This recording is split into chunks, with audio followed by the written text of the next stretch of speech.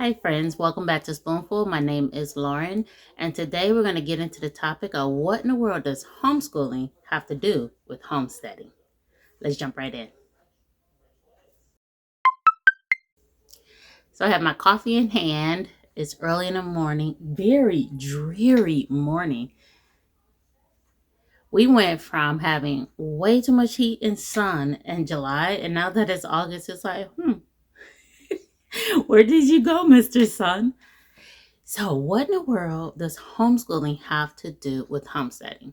For those that are new around here, I have been working with my parents in reviving my great grandparents' homestead. Growing up, we never called it the homestead. We just called it my great grandparents' house. And my grandmother never heard of the word homestead in relationship to where my great grandparents lived. They just called it down home. And literally, it's a home on acreage where they grew food on one side and raised pigs and chickens and rabbits on the other side. The homestead or their home was busy and bustling. They never referred to themselves as farmers either. They did not like that term, even though my great grandparents did sell their pigs. They did sell a lot of their crops. My great grandfather owned a store and he was able to sell some of his crops there, but still never wanted to call themselves farmers and never wanted to call it homestead. Or maybe they didn't even know the term. I'm not quite sure. But it's a buzzword right now, all about homesteading, and people are packing up, leaving the suburbs, leaving the cities, and finding their plot of land out in the wilderness to grow and cultivate their own food. How in the world does that help when you have a family? What does that look like? What does that mean? So I was learning how to grow vegetables well before I moved back home to cultivate the old family farm. I was doing it at a small plot at an apartment complex, believe it or not. And a little before that, I grew things, mostly herbs, in pots on a balcony. So I was already getting my fingers in depth of what it means to watch something grow from seed to plant to table. So now that we are raising and growing larger quantity of vegetables, we are battling bigger pests like deer and moles and groundhogs, and not just like the occasional city bumblebee. We are learning and growing in so many different ways. And I have my child along the way. So I have realized that homeschooling him is not just about the 3 R's. It is not just about throwing in some science and some social studies and wonderful, that's your education. I realize that the number one thing you have to know how to do is keep yourself alive. And that's where homesteading and homeschooling begin to merge. Number one thing that you learn when you are homesteading is how to feed yourself, how to take care of yourself. My son realizes that he cannot live on tomatoes alone. That tomato needs to be accompanied by something else. And we grow food in that manner. We look at our favorite meals and we find and take apart those components. And he has realized at his age of 7 what to request. He's like, I love salsa. So that means we need tomatoes, we need onions, we need peppers. I bought the seeds. He helps me to plant them. We grow them and he helps me to chop them and get them into salsa. Of course, he loves to eat it. So he understands the number one goal in life is eating for survival, learning how to care for yourself. Homestead gave that lesson much easier than some textbook and a bunch of tests. The test is knowledge.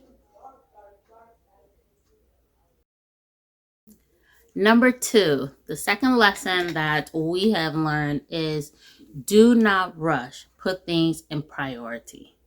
In homeschooling, you will love to jump ahead to this particular topic and teach this. And then you realize my child is not ready. He does not comprehend the previous information. He's not old enough to understand the vocabulary, you name it. So you end up pulling back and having to wait. Same goes for gardening and homesteading. You cannot jump the gun. There are certain things that will not grow if that ground is not warm enough, if that land is not soft enough, if it doesn't have enough nourishment in it. You learn to slow down and not rush. You have some priorities to take care of first. And homesteading and homeschooling, that collision has definitely taught that lesson.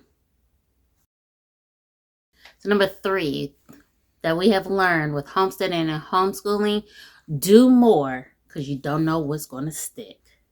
That's right. When you are planting vegetables out in the garden, you're probably like, oh, my family doesn't really love cucumbers. We like pickles, but we don't like that many pickles. So I'm just going to plant 2 plants.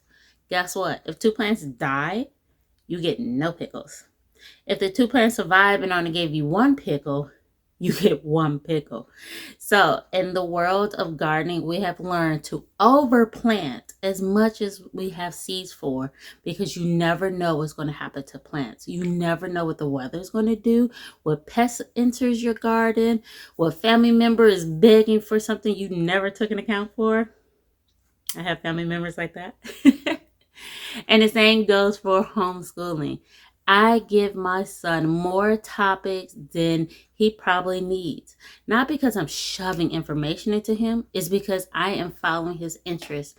He is guiding me into things he likes, and I'm giving him the information in books and videos and stories, picture books, you name it, in a variety of ways. It can often seem like too much information, but you never know what's going to stick.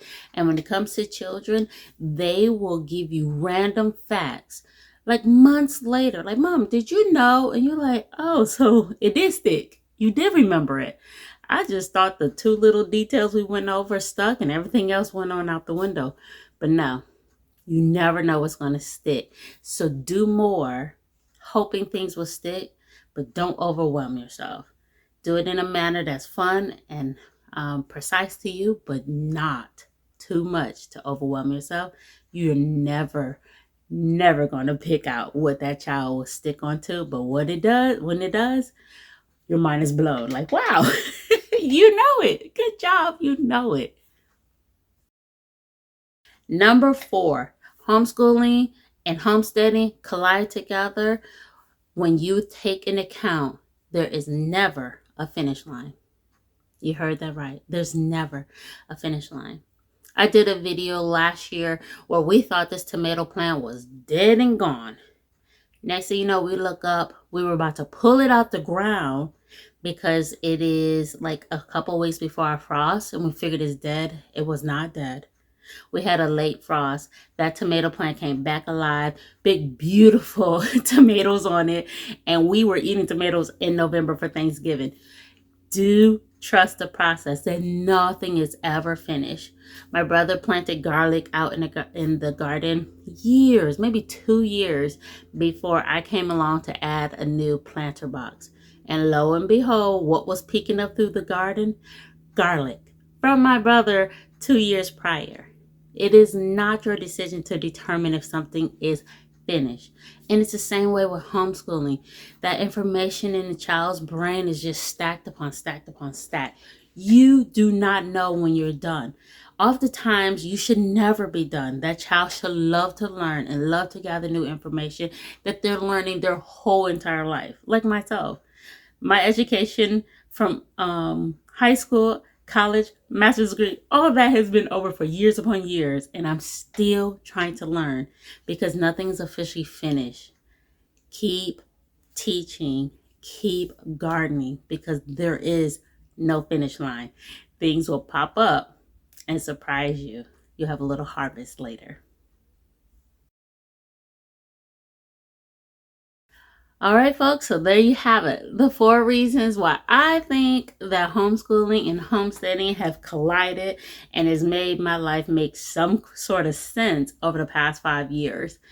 I have been working with my family, both distant cousins and picking their memory, aunts and uncles and their memory, my grandmother who's 90, what happened on this property, what did they do? We have pictures to show things, but we can't make sense out of every single picture.